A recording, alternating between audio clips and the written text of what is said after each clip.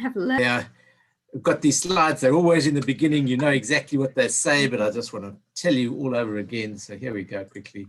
Context and genre are the two keys that we need to be most mindful of with any piece of text.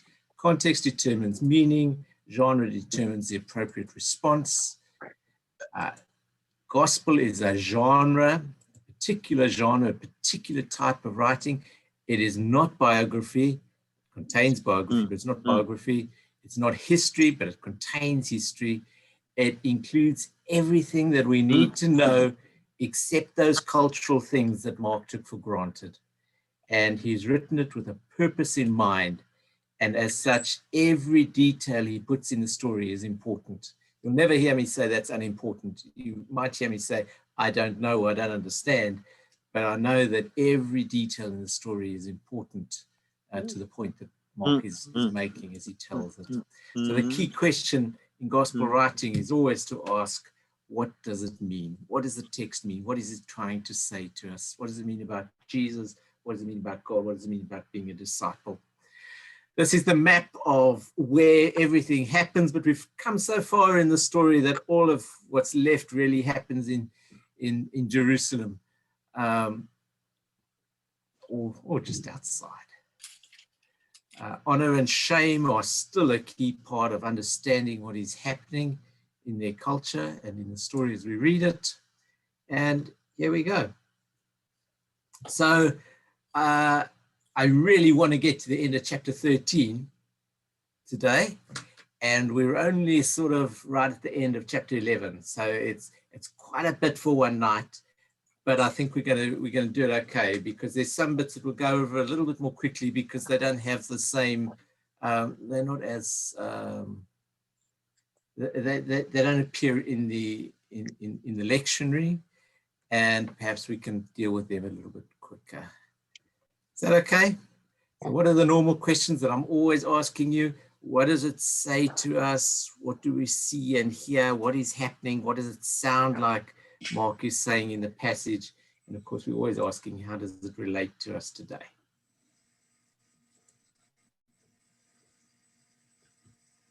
So Mark chapter 11, starting at verse 27.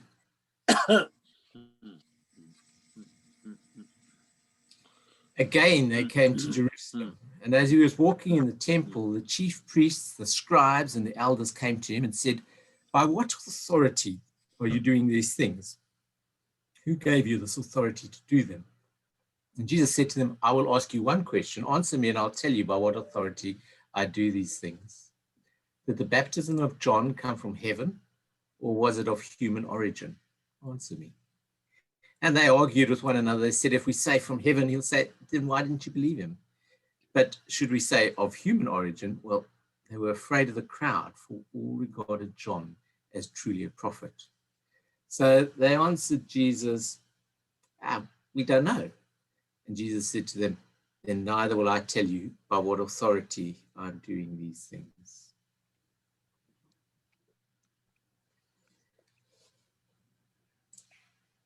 Then he began to speak to them in parables. A man planted a vineyard, put a fence around it, dug a pit for the winepress, and built a watchtower. Then he leased it to his tenants and went to another country. And when the season came, he sent a slave to the tenants to collect from them his share of the produce of the vineyard. But they seized him and beat him and sent him away empty-handed. And again he sent another slave to them. This one they beat over the head and insulted. And then he sent another, and that one they killed. And so it was with many others. Some they beat and others they killed. He had still one other, a beloved son.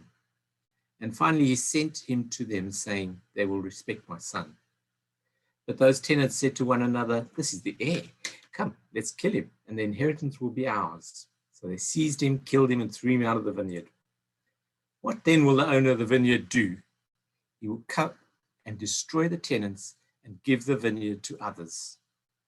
Have you not read the scripture? The stone that the builders rejected has become the cornerstone. This was the Lord's doing, and it is amazing in our eyes. And when they realized that he had told this parable against them, they wanted to arrest him, but they feared the crowd. So they left him and went away. the usual questions. What do you see? What do you hear? What sounds unusual? What seems strange?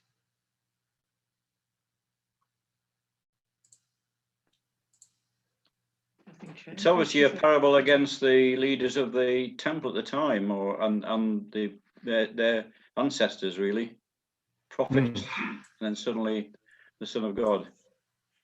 Yeah, so he tells, I mean, Mark tells us this parable is told against them, and it's pretty transparent, isn't it? I mean, it's really clear who the players are in the story and what's happening, and really that the people in the Sanhedrin have taken control of Israel and tried to make it their own possession, when really this is God's country, or this is God's people. So yes, yeah. What else? Shows Jesus interpreting Old Testament passages and relying on them and bringing new meaning.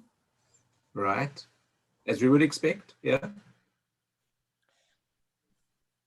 It seems to me that the parable is answering the question, by what authority are you doing this? And he points them towards the Son of God as the one who comes. Is that fair? He doesn't say Son of God. What does he say?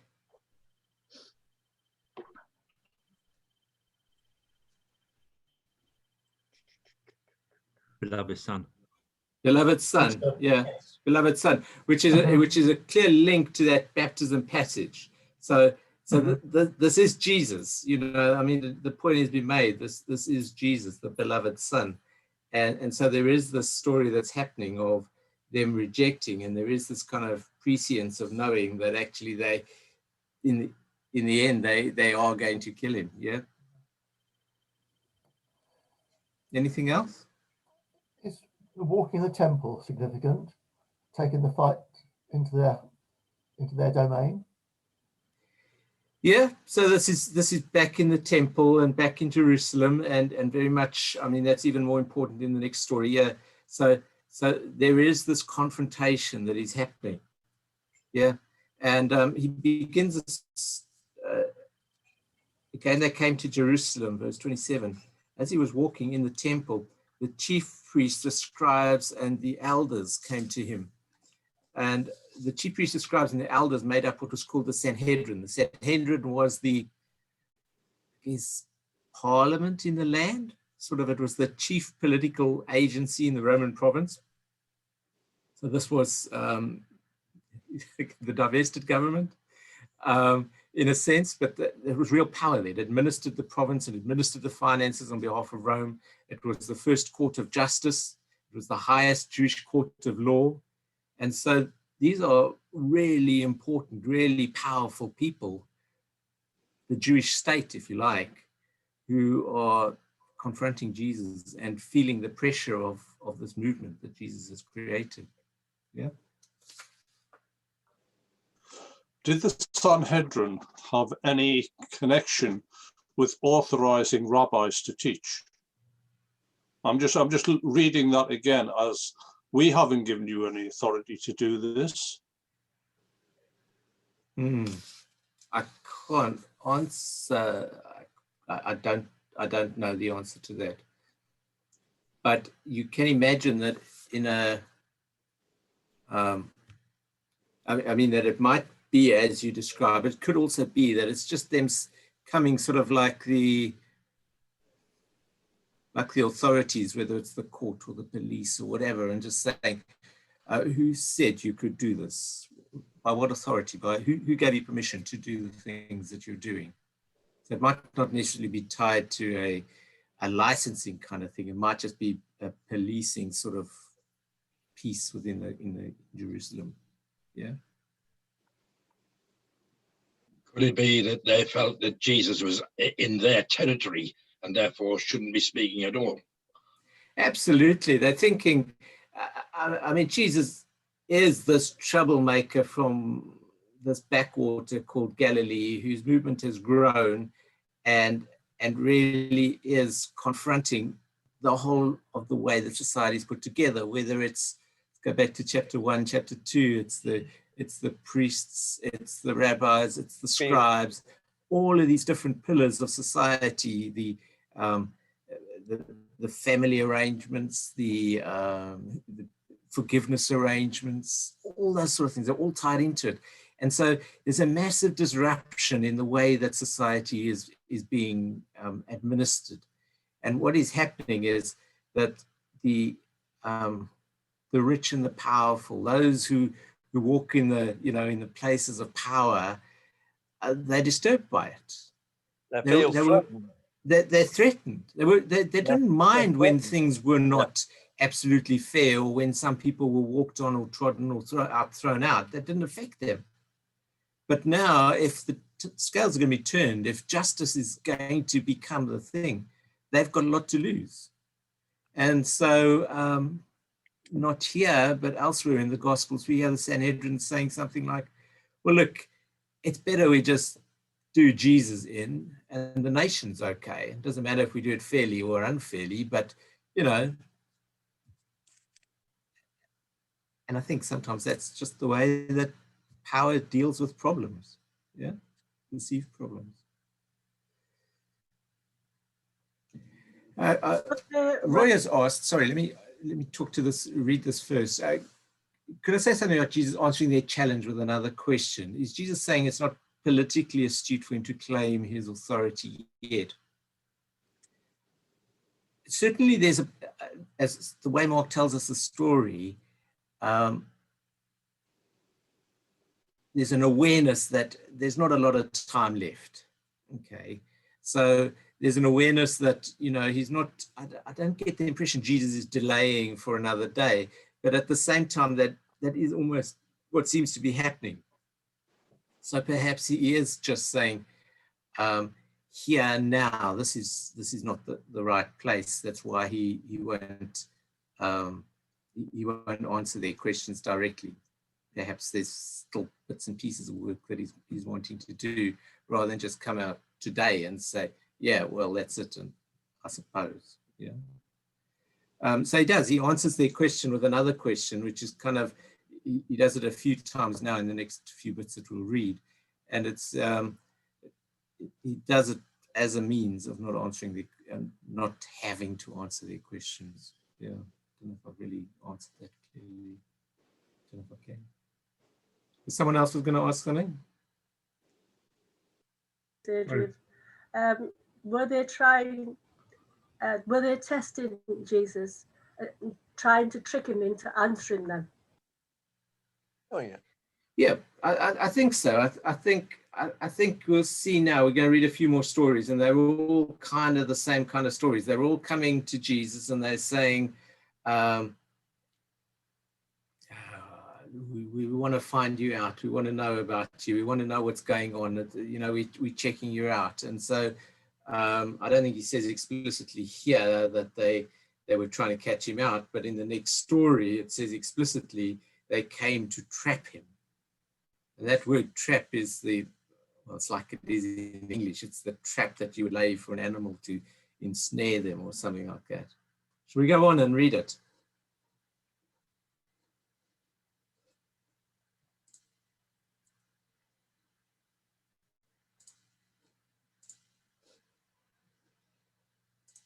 Can I just ask a question? Sure. That's in that passage, it says that they perceived that this parable was told against them. Verse 12. But we don't get anything about that they perceived in it that there was a veiled claim to who he is and being the beloved son, the God's son, that this blasphemy in their eyes, was riling them at the time. Is that partly because of the writing that's being left? Mark will pick that up later in the trial, or maybe that hasn't occurred to them yet. I don't think it's critical to the way Mark's telling the story. I think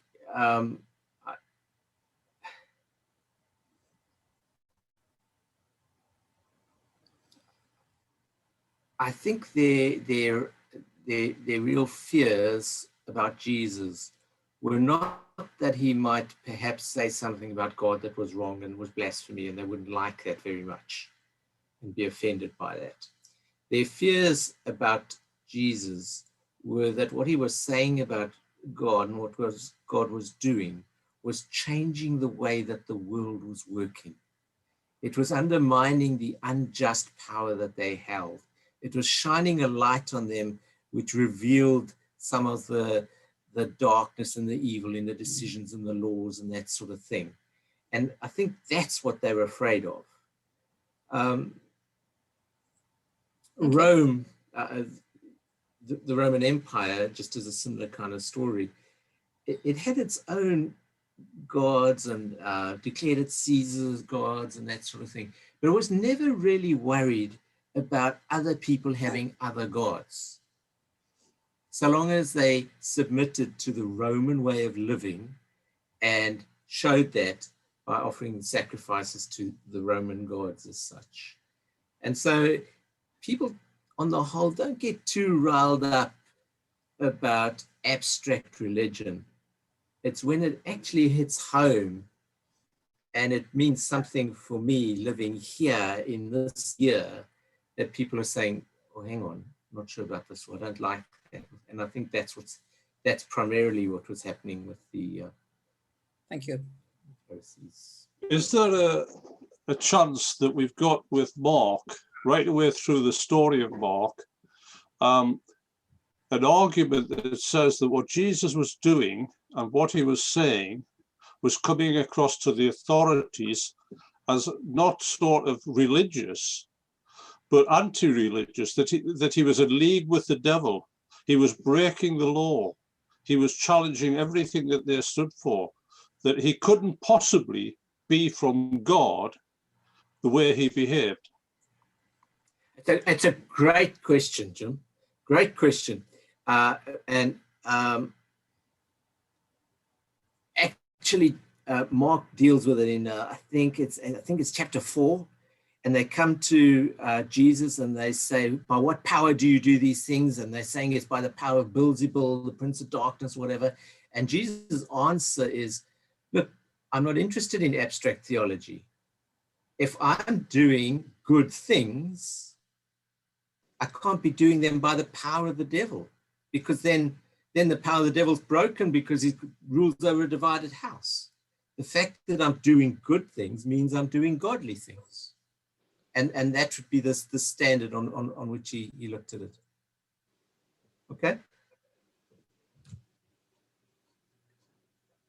It seems to me that what we've got through the passage you've read just now is a crescendo.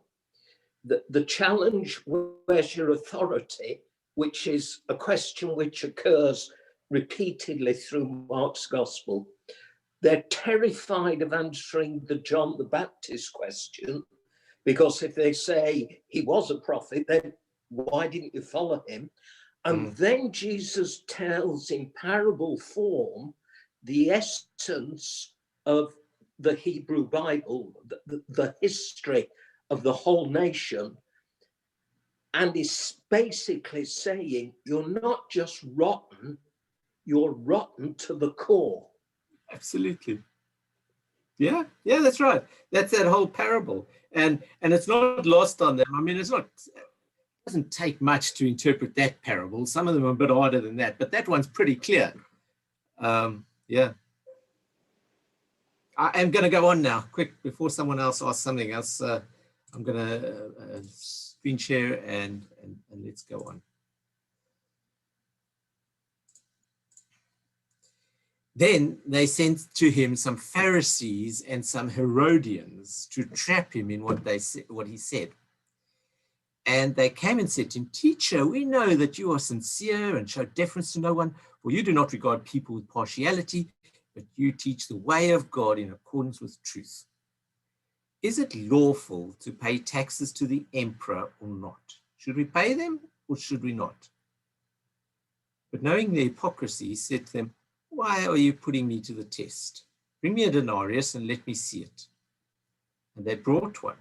Then he said to them, "Whose head is this and whose title?" They answered, the emperors. Jesus said to them, well, give to the emperor the things that are the emperor's, and to God the things that are God's. And they were utterly amazed at him. So the usual questions, what's strange, what's unusual? One of the things that Rome had done was there was a tribute tax, and that it was part of sort of the ruling system, and everyone had to pay to Rome a tribute to Caesar. And it had to be paid with Roman coins, and typically a denarius or another Roman coin would have Caesar's head on the one side and an inscription somewhere on it that said words to the effect, Caesar is God, okay? Caesar Deus, something like that. So if you were Jewish, it was really problematic to even have one of those coins, because this was religious tension for you. And certainly to carry one of those coins into the temple, where there was no imageries of God, there was no attempt to paint a picture or an icon or anything like that. And then to carry a coin like that into the temple would have been really frowned upon. So what's happening in this story? What do we see? What do we hear? What's unusual? Shows the poverty of Jesus. Shows the poverty of Jesus, that he doesn't have the coin. Okay. I'm just wondering where the coin came from in the first place. Who had it and shouldn't have? and shouldn't have. So who had it and shouldn't have? The last story was the religious authorities targeting Jesus. This one is the political power targeting Jesus with the Herodians, and they're targeting him with a political question, trying to get him in trouble with the Roman authorities. All right, lots of good things there to talk about. I'm going to try and go backwards in a sense. So because you started verse 13, Jenny, Pharisees and Herodians. So Herodians, yeah, these are followers of Herod, political people, part of Herod's support bubble or whatever we're going to call it, okay? But that's not who the Pharisees are. The Pharisees are a Jewish revival movement, if anything. And so these are really diverse people who are coming together with one aim. They found common ground. They didn't like Jesus. They wanted to trap him, to ensnare him as you would an animal. And so they chat him up in verse 14, tell him how wonderful he is and all those kind of things. And then they ask him, they set the trap. And is it lawful to pay taxes to the emperor or not? Now, if you say we shouldn't pay the taxes to the emperor, well, that's easy. You're in trouble with the emperor, you're in trouble with Rome, kind of end of story. What happens the other way around? If you say, of course we should pay them, then hopefully the Pharisees and Herodians are thinking you're going to lose your popular support, because you're going to be saying to the common people, you should be paying your taxes to Rome. So, Joe's question. Why are you putting me to the test? Joe and Margaret, in a sense. Bring me a denarius. So Jesus doesn't have one, hey? Bring me one and let me see it. And someone in the crowd, someone of the Pharisees and the Herodians says, oh, here, hang on, I've got one here. And pulls it out of his wallet, pocket, whatever it was, coffinos. And you can almost hear the people around him like draw in their breath, because here he's carrying this image of Caesar is God in the temple, and it shouldn't be there. Joe said it shouldn't be there. So they bring him one, and Jesus says, whose head is this? Whose title? They say it's the emperor's, and Jesus gives this, again, almost non-answer, but enough of an answer to say he's answered. Give to the emperor the things of the emperors, and give to God the things that were God's. Now, that's not an easy answer, is it? And I think sometimes we've heard those words used very easily. But I think if we reflect on it for a moment, we might find that sometimes it's quite hard to distinguish between what is God's and what isn't God's. What in your life should you be giving to the emperor, and what in your life should you be giving to God? Is there something in this about above all powers, above all kings, that Jesus's kingdom, it didn't matter about who was an earthly king? I'm not sure.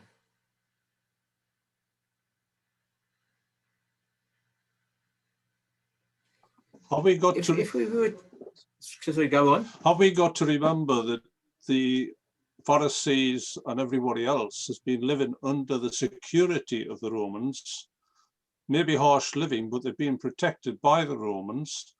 They've had Roman buildings, so that they have some sort of security, some sort of way of life that they've got to pay something towards.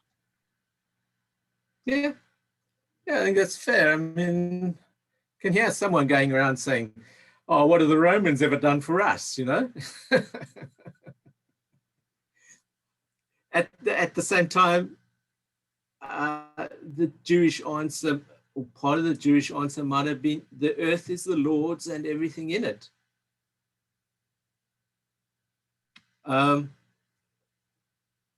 Not sure, I think it's yeah, go on. It's difficult for us to understand how punitive their taxes were. That was what was making the people so very, very poor. The heavy taxations from various bodies. So this was quite a big thing for him to say. Quite a big thing for him to say that they should pay the taxes. Mm-hmm. Mm-hmm. Yeah. They were so heavy. But he stops short of saying that in some ways, doesn't he? He's not just saying, "Oh yeah, it's the taxes are there." He's saying, "Give to Caesar what is Caesar's and give to God what is God's." Yeah. Because the Caesars proclaimed themselves gods, didn't they? They did. So it, to my mind, this is about, yeah, they might be earthly gods, but look at your God, King of Kings. So it's an interesting thing in verse 16. I think I might have mentioned before, one or two places where there's a word in the gospel that's only used in two places. And this is one of them. And it says there in verse 16, it says, "Whose head is this and whose inscription?" And the only other place in Mark's gospel where that word inscription is used is on the message that they stick on Jesus' cross. And so it really is a case of holding these two, I mean, in Anne's words, the two kings together, or the two kingdoms, and putting them in front of people and saying, who are you going to worship? Who are you going to follow? What are you going to give to God? What are you going to give to your God, maybe? Yeah. I think it states you have a responsibility to the state as well as to God. As human beings, we live in a state and we do have responsibilities. I think that's what it says to me anyway. Pay your taxes, live by the law, etc. But you wouldn't do that if the taxation was totally and utterly unjust and inhumane, would you? There's taxes and taxes. You just don't vote them in again.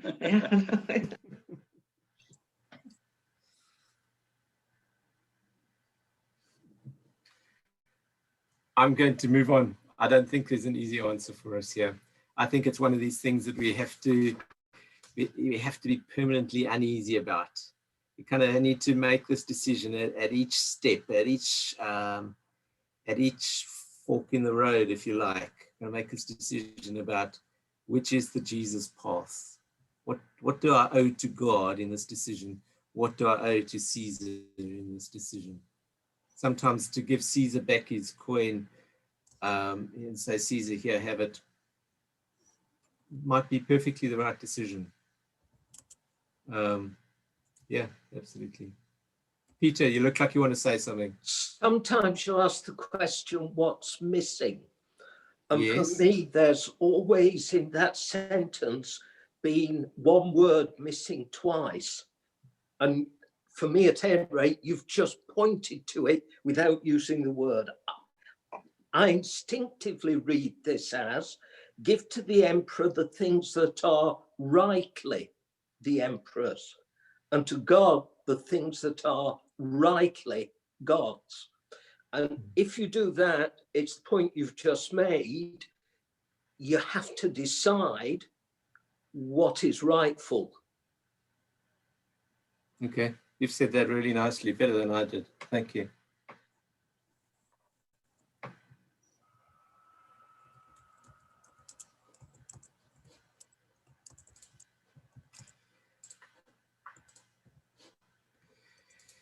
So they're still testing Jesus. And some Sadducees who say there is no resurrection came to him and asked him a question saying, Teacher, Moses wrote for us that if a man's brother dies, leaving a wife but no child, the man shall marry the widow and raise up children for his brother.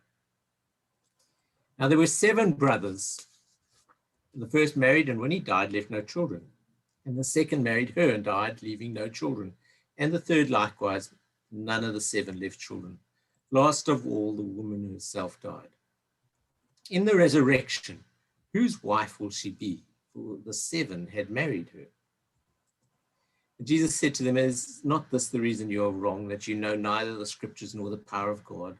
For when they rise from the dead, they neither marry nor are given in marriage, but are like angels in heaven. And as for the dead being raised, have you not read in the book of Moses, in the story about the bush, how God said to him, I am the God of Abraham, the God of Isaac, and the God of Jacob. He's not God of the dead, but of the living. And so you're quite wrong. Anything you notice or want to talk about here? Anything that's strange or unusual?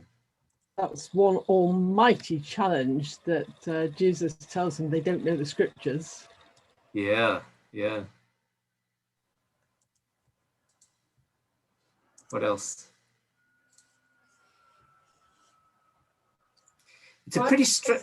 Why did Go the on. Sadducees ask a question about what will happen when they rise if they don't believe in the resurrection? Well, I think that, Helen, I think they're trying to make the point that if there is such a thing as resurrection, it's going to be such confusion in heaven that obviously, God of order, there can't be this thing called resurrection. I think that's the point. Okay. And so they come with this fairly far-fetched story about the wife who had 7 husbands and none of and didn't have any children with any of them. And I think that's what they're trying to do in that story, saying, just imagine in the resurrection, so in the resurrection, whose wife is she going to be? Yeah. There's something pretty horrific in that question too, isn't there? Yeah. Who is she going to belong to? Whose cooking and cleaning is she going to do? Eh?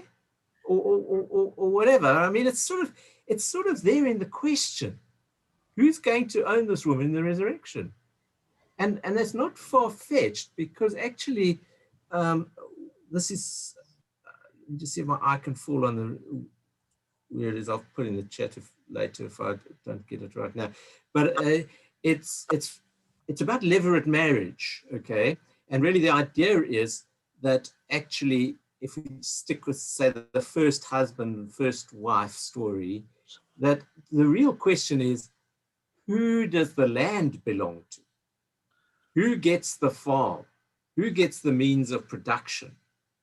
And really, this law was a way of making sure that when the man's brother dies, half of the farm doesn't go off to someone else's family. That was what it was all about. So in a sense, it's not far-fetched to bundle the other possession, being the wife, in with the farm and the house and whatever, as being part of it. And as part of all of that, I can imagine that Jesus is kind of saying, what are you people talking about? Hey, is neither the scriptures nor the power of God. And then notice in verse 25 and verse 26, they've come in verse 18 and they've asked about this thing called the resurrection. There's a theological discussion they want to have with Jesus in verse 18 and the verses follow. They say there is no resurrection. But in verse 25 and 26, Jesus doesn't talk about the resurrection. He talks about people rising from the dead. In verse 26, the dead being raised. Now there's something in that of just a hint back to that little boy, or the little girl rather. Jesus took her hand and raised her up. This is gospel writing in a sense as well. And so when you put our minds into it, Jesus is saying, hang on, there's something, resurrection is not just a post-death, post-kingdom of God theological concept. Sometimes resurrection is about being raised to life in the here and now. And you know what? God is not of the dead, but of the living. Verse 27.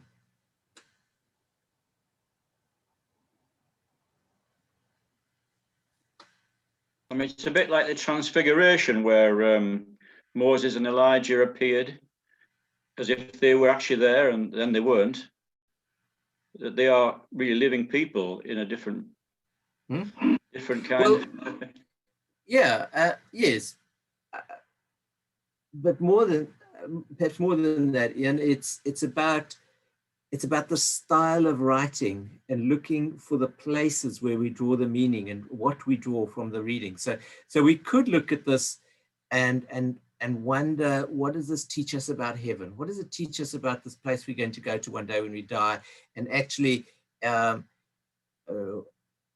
verse 25, it tells us that people are not married in heaven. That's what it says. When they rise from the dead, they neither marry or are given in marriage, but they're like angels in heaven. Angels in heaven are not married by, So, but that might be taking the wrong thing out of it, because this is not a science book. This is gospel writing, trying to teach us, what does it mean to follow Jesus? What is God like? And so, yeah, that's why there's like these similarities in the ways that we deal with the text.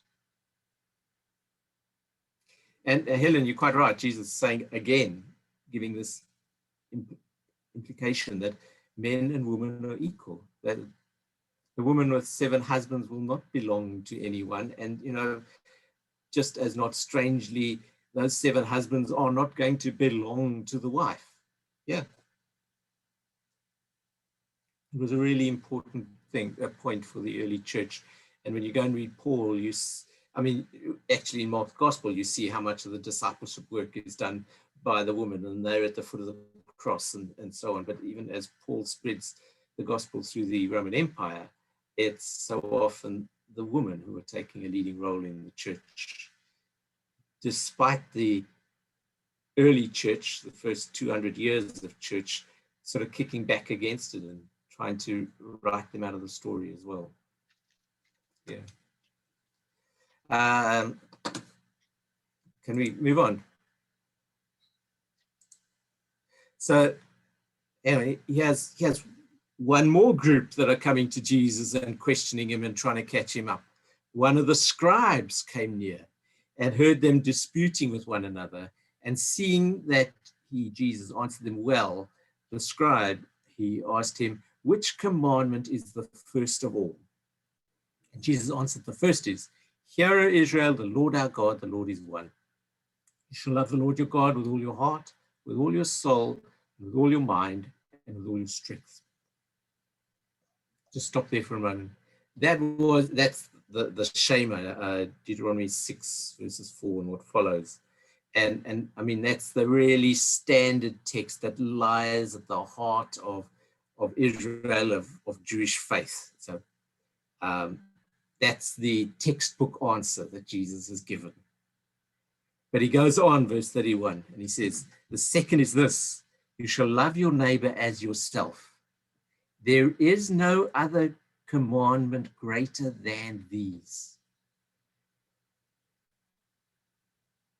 So what has Jesus done? He's put those two commandments actually on an equal pegging. He said they're the same, right? What does the first one say? The first one says, love your God, love God with all your heart, soul, mind, and strength. Okay. And the second one says, actually, love is something that is expressed in the way that we deal with the people around us. Remember Jesus saying it's about mercy, not sacrifice, or not sacrifices. It's not just about your relationship with God. It's also about how you are merciful and loving to the people around you. And Jesus ties those two things together. Always Mark and Jesus tie them together. And the scribe, reading on, the scribe said to him, "You're right, teacher. You've truly said that he is one, and beside him there is no other. And to love him with all the heart and with all the understanding, with all the strength, and to love one's neighbor as oneself. This is much more important than all whole burnt offerings and sacrifices." Mercy, not sacrifices. When Jesus saw that he answered wisely, he said to him, "You are not far from the kingdom of God." And after that, no one dared to ask him any questions.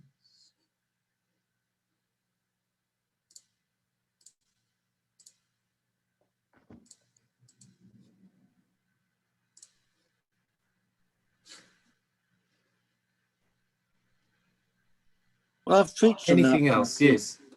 Yeah. When I've preached on that passage, I've sort of run the two commandments together, and there was a great deal of overlap between them.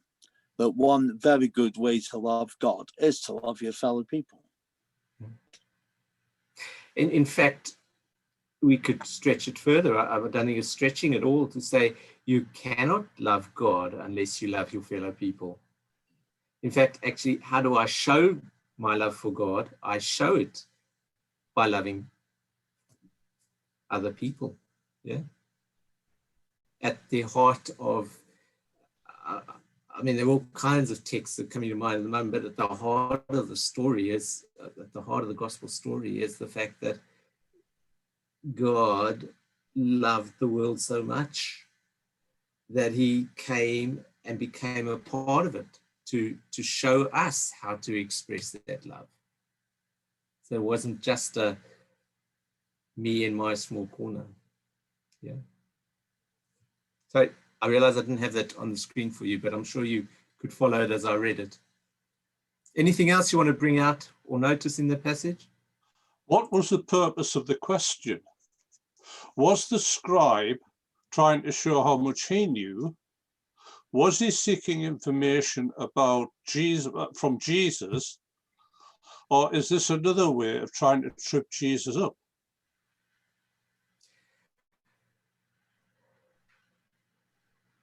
I'm not sure. What do you think?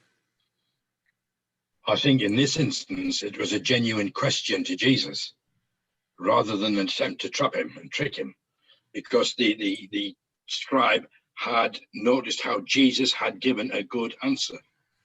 Right. Yeah, I think that's quite possible.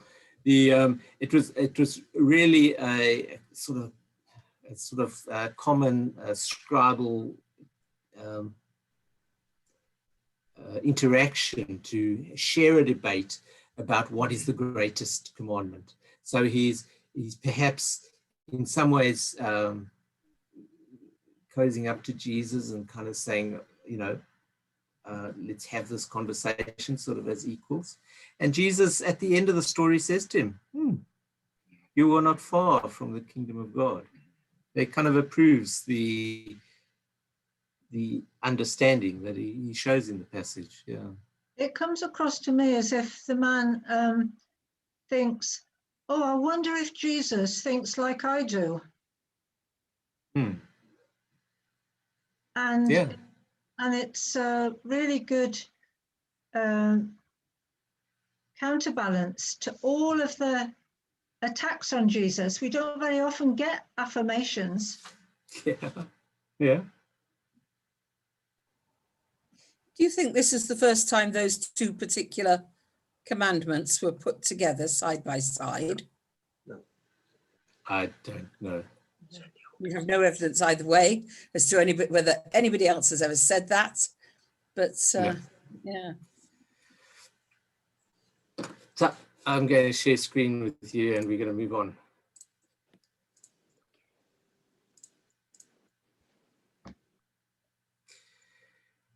So reading from verse 35, while Jesus was teaching in the temple, he said, how can the scribes say that the Messiah is the son of David? David himself, by the Holy Spirit, declared, the Lord said to my Lord, sit at my right hand until I put your enemies under your feet. David himself calls him Lord, so how can he be his son? And the large crowd were listening to him with delight. I'll stop there. So we don't need to go into that. It's kind of this sort of play on words, and there's this argument again, son of David, white horse Messiah, or son of man, suffering servant Messiah. How can he be Lord and son, the same thing at the same time? But let's go on. As he taught, Jesus said, beware of the scribes who like to walk around in long robes and to be greeted with respect in the marketplaces and to have the best seats in the synagogues and places of honor at banquets. They devour widows' houses, and for the sake of appearances, they say long prayers. They will receive the greater condemnation. What do you make of that?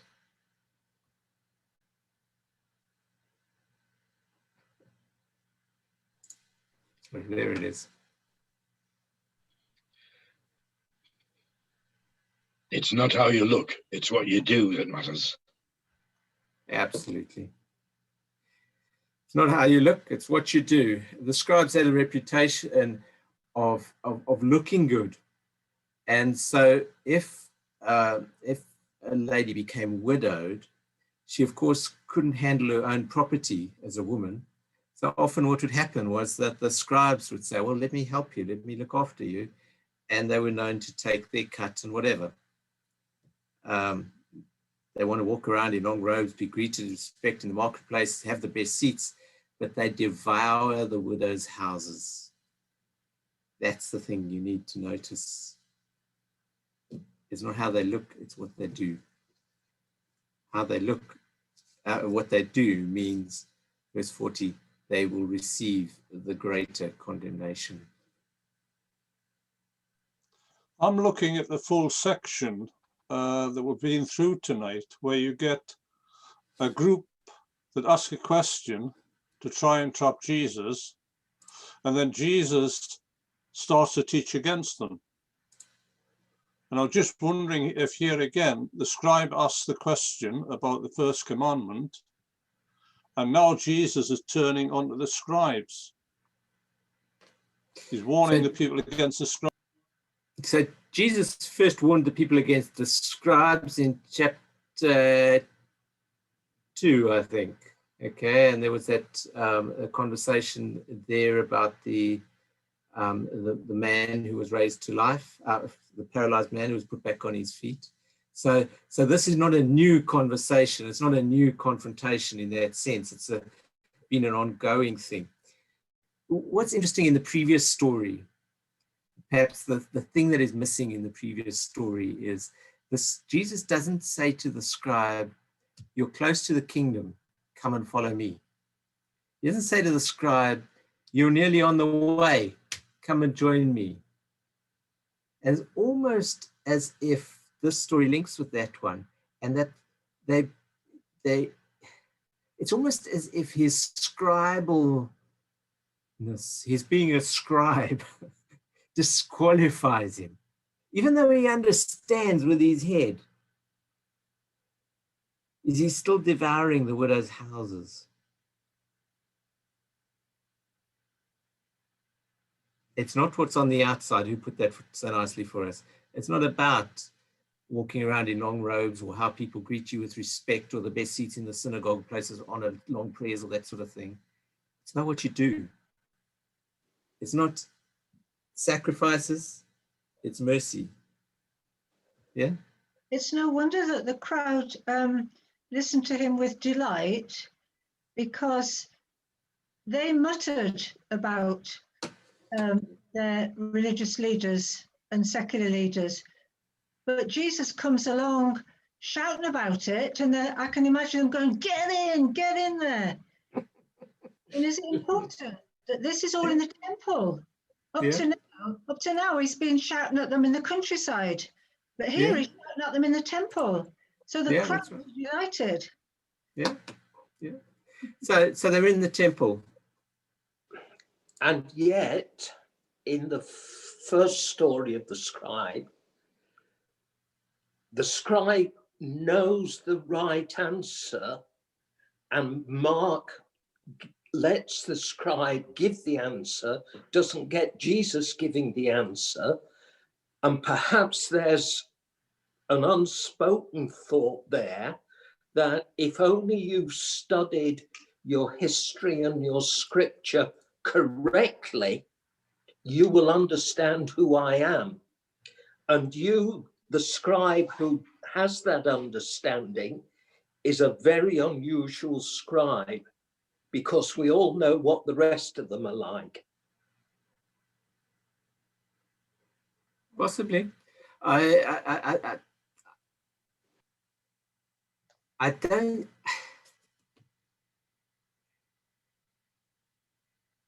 Yeah, it's possible. I do think I don't think Mark puts enough. If Mark was wanting us to recognize that this was a really good scribe, he's different to all the others, I think he would have made more of it in the story. I think there's probably more in the fact that actually he kind of knows, he has the answers, he's a good theologian, but is he doing it right? In the Eastern churches, in the Eastern Orthodox churches, theologians are not those who have the theological knowledge. They're the people who live in the right kind of way. In Western churches, we tend to think theology is something you study out of a book. But in Eastern churches, they tend to say theology has to do with the way that you live your life.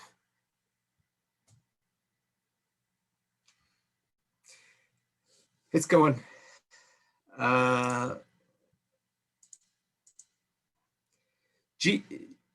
Jesus sat down opposite the treasury and watched the crowds putting money into the treasury.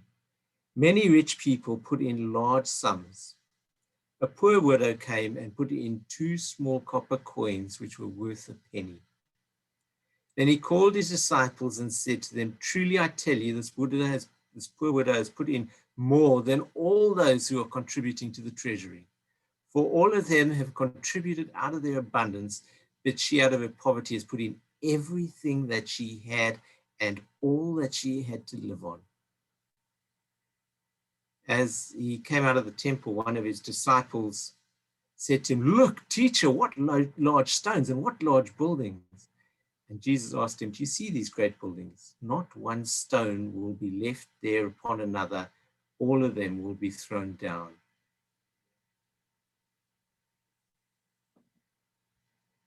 What do you see in the text that might help us understand in the text,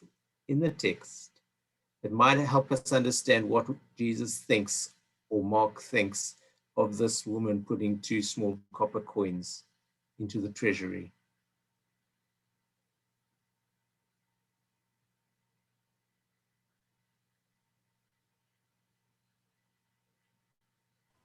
It's not the temple, it's the attitude of the heart.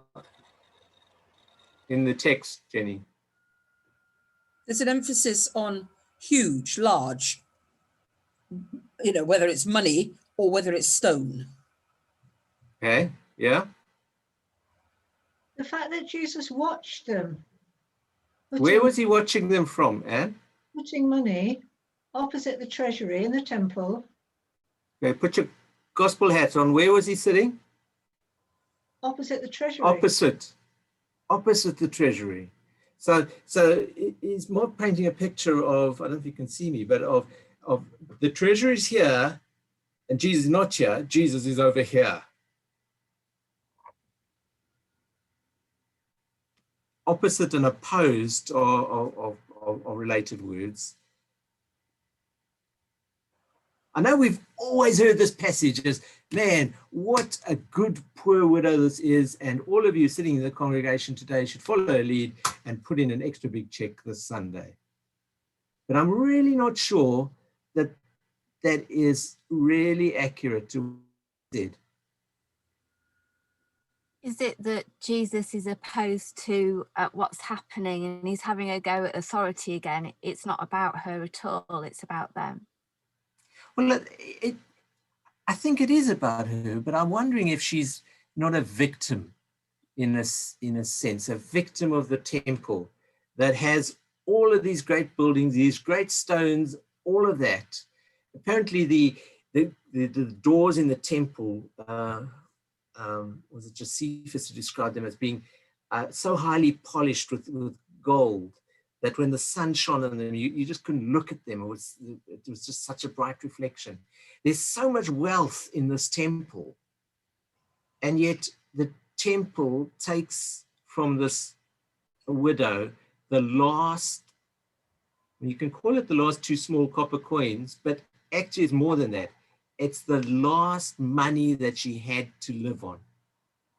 It's taken that insignificant amount that was everything to this woman and taken it from her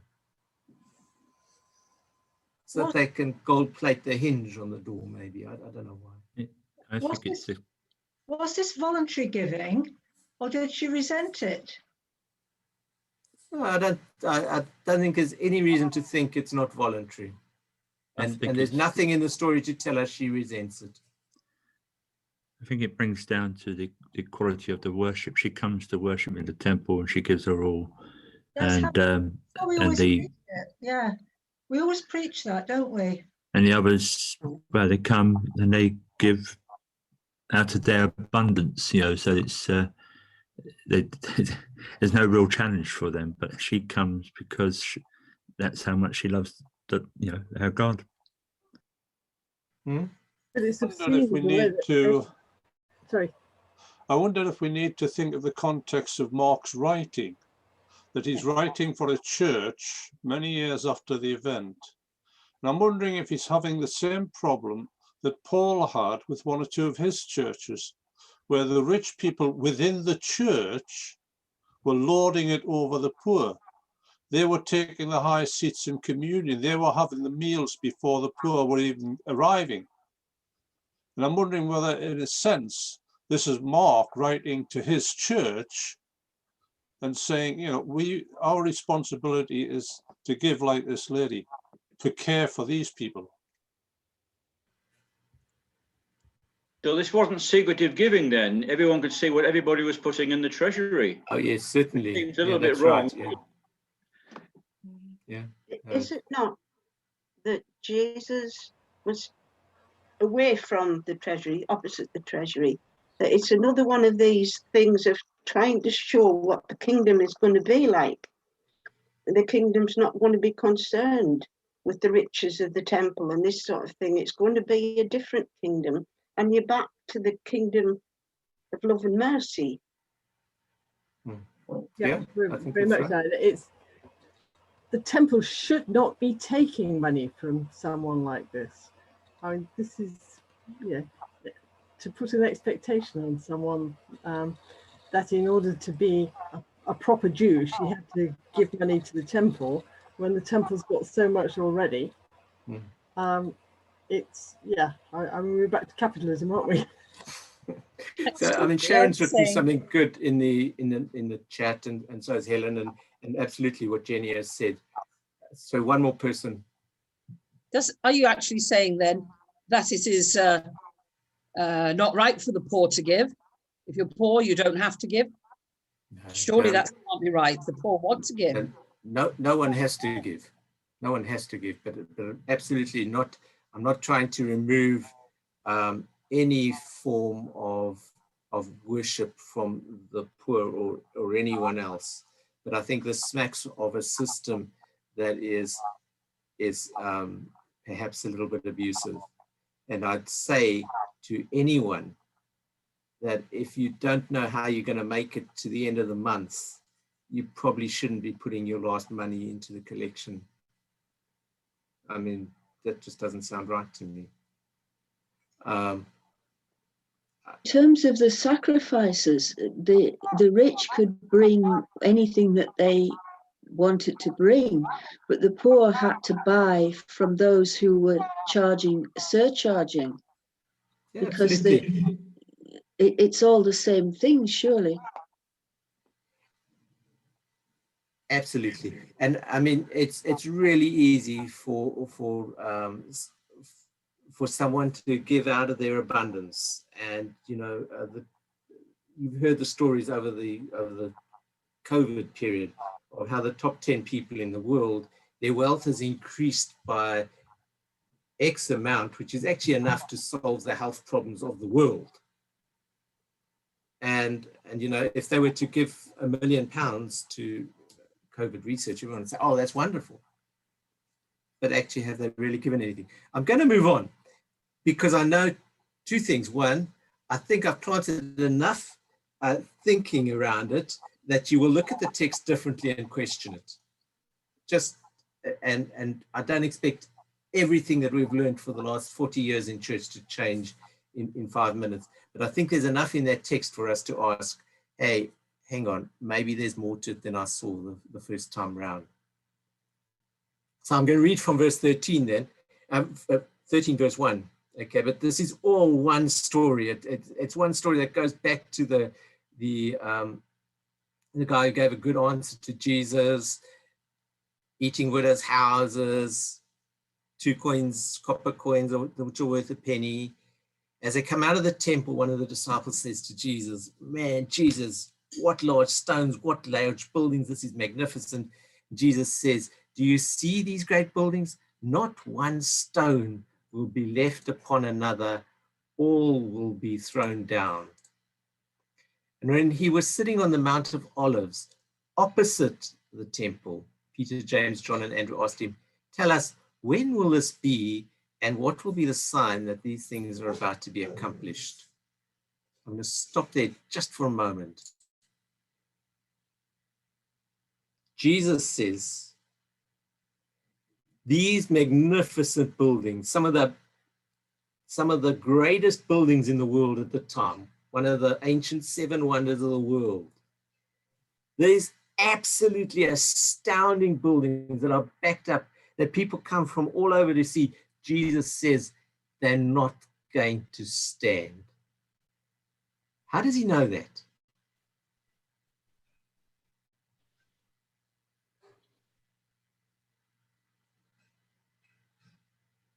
Can't hear you if you're talking.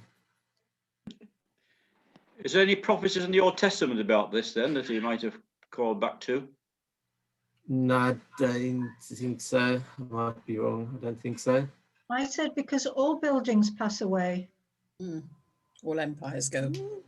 All empires go, Sharon. Yeah. Yeah. Because everything in creation that is built on injustice cannot survive. And you can call it the temple, you can call it the Roman Empire, you can call it Nazi Germany, you can call it apartheid South Africa, you can call it, are we talking about capitalism again? Anything that is not built on justice will not survive. And history has shown us that. It's a bit because, of Daniel, isn't it? Say, Rachel? The prophet Daniel. Oh, is the okay. Empires, the figure, you know, the like instability, like you said, of it all. Sorry. Oh, right, where he has that vision of all the nations fighting with each other. Is that what you're talking about? It's the figure that was in a child book I had when I was a kid, of the figure of the empires in Daniel. Okay. And then the last empire is made of stone, clay and stone. It's all fragile. Sorry. I mean, that's exactly right. And so no matter where it comes from, if you know it's built on injustice, like Jesus, you can say it's not going to survive. This temple wasn't even finished, was it, at this point? It was just about finished. That's what Jesus said. I don't know if they were still building it. Is Jesus not changing the locale? Is he not changing the location of the temple from a building that is built, like you said, from injustice, but into the heart of the people, that he is the temple, that Right. he is going to be the temple that God has built, and that we are going to be part of that temple, and that is where we need to focus on.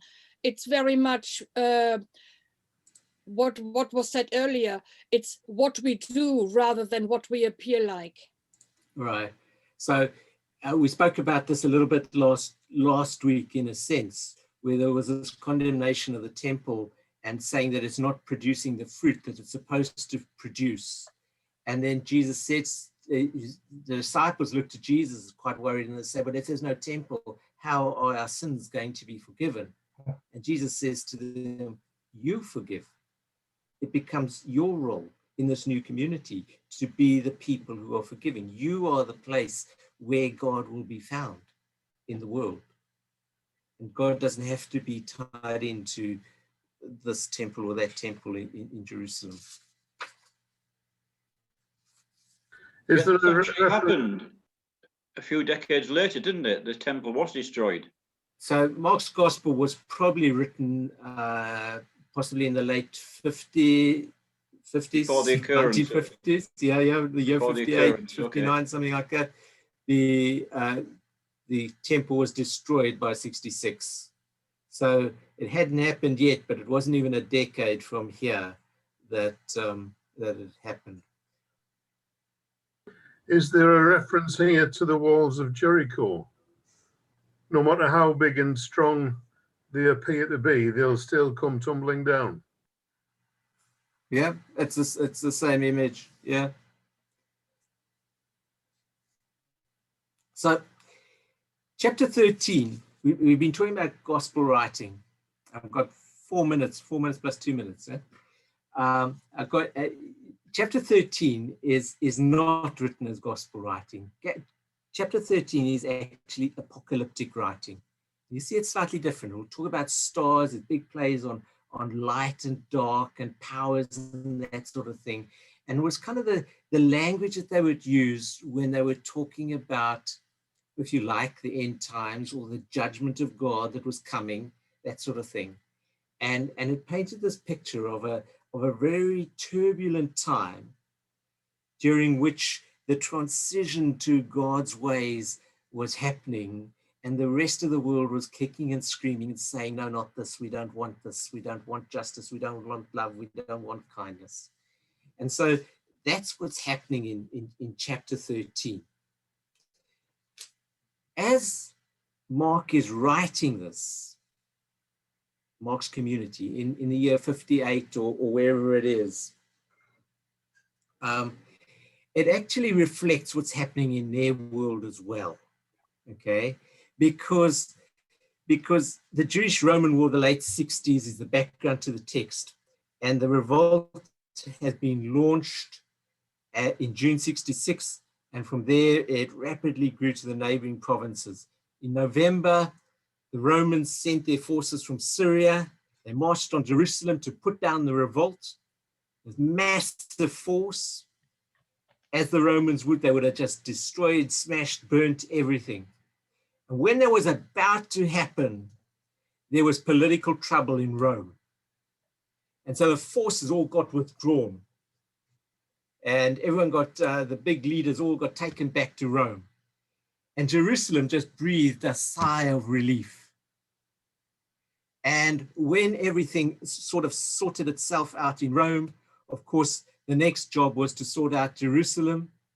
And again, what happened? There was heroic Jewish resistance, but eventually Vespasian takes control of Perea, Galilee, and Western Judea very quickly. By June 68, he's on the verge of besieging Jerusalem, and Nero dies. And Vespasian is called back to Rome, potentially the new emperor, and the Jewish resistance gets a reprieve. Ah, wow, God is good. Look, God has saved us all of these times, all of this way. If you are a godly Jew, they're saying, come and join the resistance, take up arms and fight, make sure that Rome never gets its way again. Okay, God is good. And still, everyone knows that actually Rome is coming back. The final hour is coming, and it did. And Vespasian did become emperor, and he sent Titus to finish off the Palestinian rebels. And the siege of Jerusalem began in April 70. 5 months later, it fell, it was ransacked, the temple was burnt to the ground. But in that little grace period, that sort of 18 months from 69 to when the Roman forces under Titus arrived, the Jewish resistance really believed that God had intervened on their behalf. And the rebels' supporters started going through Palestine, calling the faithful to Armageddon, if you like, to the final battle, calling upon the tradition that Israel was this world leader and that Son of David, I promise you, this messianic age is coming, and their leaders and messiahs of all kinds. All true Jews must come to the battle of Jerusalem.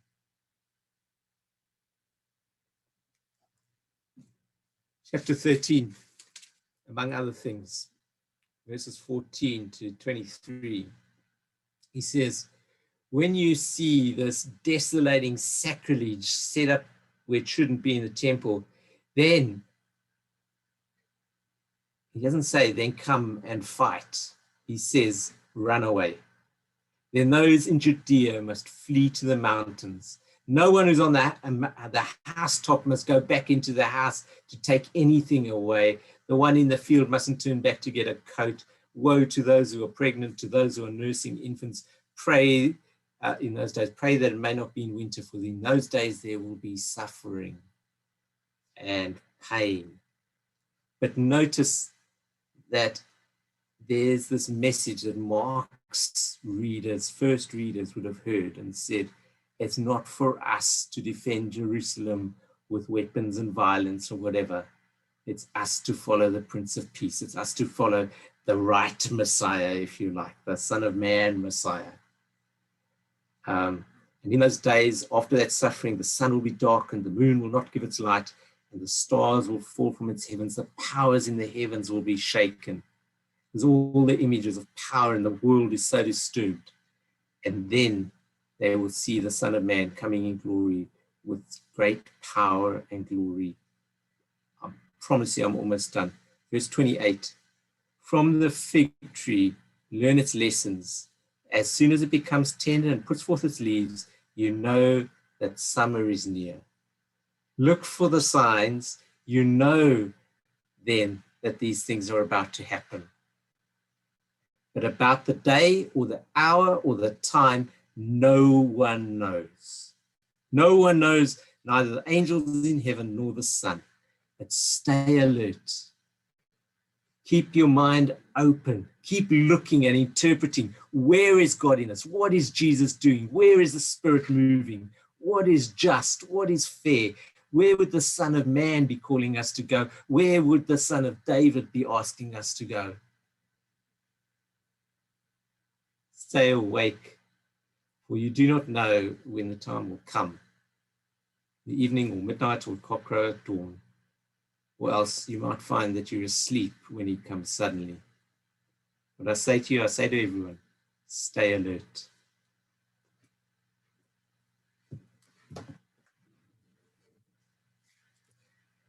And a closing prayer.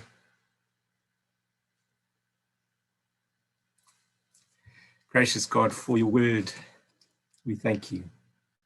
For the call on our lives, we thank you even more. And for the assurance that you will put us on our feet and take us by our hand and open our eyes and open our ears and allow us to share in the work that you're doing. We offer ourselves in response. Amen.